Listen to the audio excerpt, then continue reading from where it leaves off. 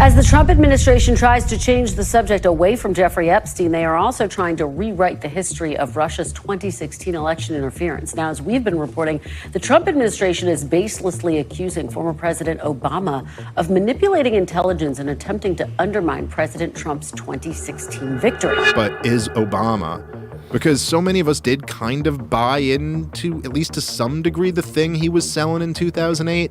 And you're like, wait, but you don't feel like have you seen pictures of the house he lives in? You need to hear this. The newest Epstein files are released and the names inside are blowing up the Democratic Party. The files show direct communication between Jeffrey E. and Barack Obama's inner circle. Y'all like the video right here. Follow for more. Barack Obama's name has finally entered the Epstein conversation, and suddenly, a lot of things are starting to make sense. People are claiming he was there from the very beginning and allegedly played a role in the long cover-up that allowed Epstein's crimes to stay hidden for years. But the real question is, how did Obama manage to erase himself from every photo? That's where Obama's name keeps resurfacing, especially when people look back at what happened during his time in office. Because Epstein didn't move the way he did without protection. He always needed someone on the inside to keep things stable. Now some Trump supporters are blaming former President Barack Obama for going easy on Epstein in previous investigations. Paul Spey checks that claim for PolitiFact. And while many are praising Obama for not appearing directly in the Epstein files, others are starting to wonder if that absence is exactly the point. Do you guys want to know who's not named in the Epstein files?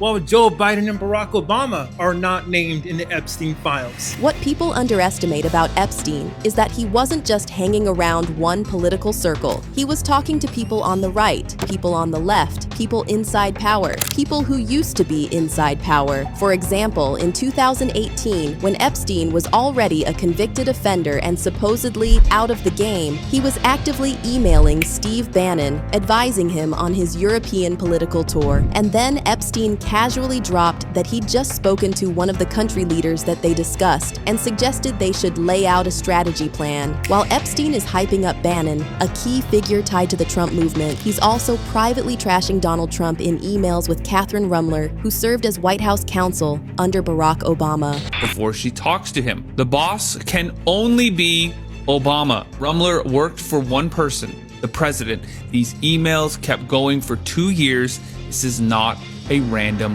contact. But then they also talked about the boss. After his 2008 conviction, and that alone tells you everything. Obama's top White House lawyer, Catherine Rumler, was emailing with E. The emails show he was telling her to talk to the boss about a serious issue, and she replies that she needs to be ready to say yes. This is why Epstein was so hard to corner. And listen, before anyone jumps to conclusions, nobody's saying Obama was on Epstein's island or running things behind the scenes. The real story is way more unsettling. Epstein was already a known problem before Obama even stepped into the White House. Did you know that Jeffrey Epstein was convicted of offenses and released from prison before he was arrested for trafficking in 2019? This wasn't some secret. So when Obama became president in 2009, the question isn't, did anyone know? It's, why didn't he do anything about it? Epstein didn't get aggressively pursued, reinvestigated, or shut down during those 8 years. He kept traveling, he kept networking, he kept operating internationally. And that's where people start side-eyeing things, because in politics, especially at that level, nothing happening is usually still a decision. After Obama left his office, the glow-up is immediate. I mean immediate. Huge book deals, massive speaking fees, media partnerships, Netflix deals, luxury real estate popping up in multiple locations. And it looks like there was a deal made on the inside. His perfect image was maintained in return for Epstein walking freely. This is exactly why that Joe Rogan conversation with Dave Smith rubbed people the wrong way in the best possible sense. Those speeches are wonderful. He's like, wait a minute, your policies benefited these corporations, and then, surprise, surprise, those people after you leave office want to hear you talk so badly. Back in 1989, Bill Clinton and Hillary Clinton had a net worth of around $420,000. Not broke, but nowhere near elite. Okay, Bill and Hillary Clinton have, since I was a little kid, maybe since I'm basically since I was like 4 or 5 years old. It was when he was governor in Arkansas. Their entire career is they were public servants and they ran a charity. And they're worth like $100 million or something like that. Like, wait a minute, huh?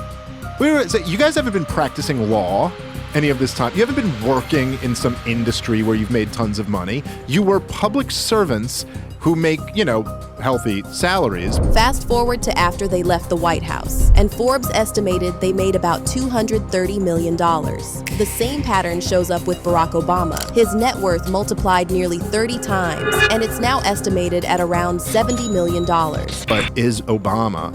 Because so many of us did kind of buy into, at least to some degree, the thing he was selling in 2008. And you're like, wait, but you don't feel like have you seen pictures of the house he lives in? And once you start thinking about that system, Epstein fits into it way too perfectly. Epstein didn't survive because people were clueless. He survived because nobody had to protect him loudly. They just had to not dig too deep. And during Obama's presidency, that's exactly what happened. To make things worse, these new files show that the ties between Obama and Jeffrey have been found, especially in these photos. And then this part is low-key unsettling. There was a super creepy caricature hanging in Jeffrey Epstein's bathroom, literally placed right above the toilet. The drawing showed Epstein standing next to Bill Clinton, while Barack Obama and Adam Schiff were pictured boarding a plane behind them. Another user stated, newly released Epstein files of Obama and one of his many victims. Allegedly, the girl is Maggie Nixon, the daughter of Sarah Nixon, who is friends with James Alefantis and the granddaughter of Agnes Nixon, creator of All My Children. But here's the thing, Maggie Nixon did an ocean film with Sylvia Earle, who was involved with the Terramar project with Ghislaine Maxwell. And that's where the Epstein tie comes in. Someone else added more proof, saying, "We can't forget about this poor little girl. Obama had a thing for Asian boys too. He is a sick evil." Yet, it took a lot of digging to find these. That's why people keep looping in Bill Clinton for comparison, because his Epstein ties are much more obvious and documented. Epstein didn't collapse under Obama. He coasted. And when Epstein finally did fall years later, it was already too late for so many victims. And when you compare that to someone like Jimmy Carter, who left office and never turned influence into an empire, never chased elite money, never needed to stay in the good graces of corporations or global power players, the contrast gets uncomfortable fast. And honestly, that's what makes the Epstein story so scary. Epstein didn't survive because one administration protected him. He survived because exposing him cleanly would have forced too many people to answer uncomfortable questions. That's the real reason his name floated untouched for so long.